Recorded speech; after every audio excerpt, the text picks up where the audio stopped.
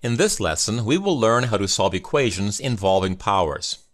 In particular, we will solve equations where the variables are in the exponents. Now notice that in this equation, we have base 11 on both sides. Well, we happen to have a nice rule that says if b to the power of x equals b to the power of y, then x must equal y. So if 11 to the power of 4x plus 3 equals 11 to the power of 3x minus 2, it must be the case that the two exponents here are equal. From here, when we solve this relatively easy equation, we can see that the solution is x equals negative 5. Alright, let's try another one.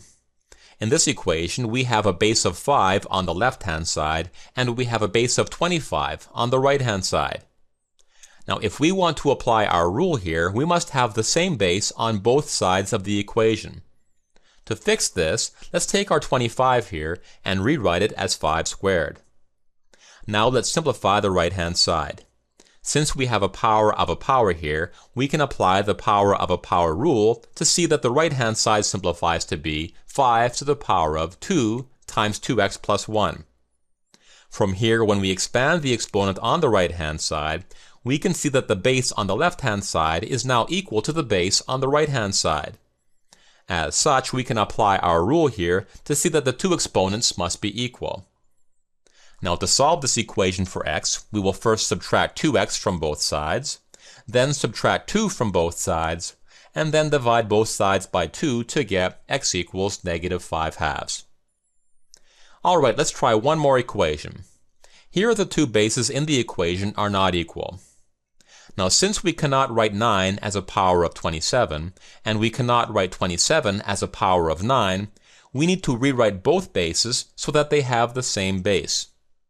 To do this, we can express both bases as powers of 3. First, we can take 9 here and rewrite it as 3 squared, and then we can take 27 and rewrite it as 3 cubed. Now on both sides here we have powers of powers, so we can apply the power of a power law to get the following results. From here we can expand the exponents on both sides to get the following.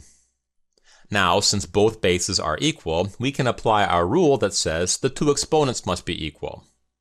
To solve this equation for x, we will subtract 3x from both sides, and then subtract 2 from both sides to get the solution x equals negative 11. Now before we conclude this lesson, it should be noted that this rule isn't completely accurate, since there are some conditions where it is not true. For example, if 0 to the power of x equals 0 to the power of y, can we then conclude that x equals y? Well, the answer is no. For example, we know that 0 to the power of 3 equals 0 to the power of 5, but 3 does not equal 5.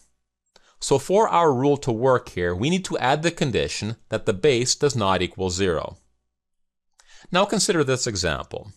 If 1 to the power of x equals 1 to the power of y, can we then conclude that x equals y? Once again, the answer is no. For example, 1 to the power of 2 does equal 1 to the power of 7, but 2 does not equal 7. So we have another condition regarding the base in our rule. It cannot equal 1. In this last example, consider the situation where negative 1 to the power of x equals negative 1 to the power of y.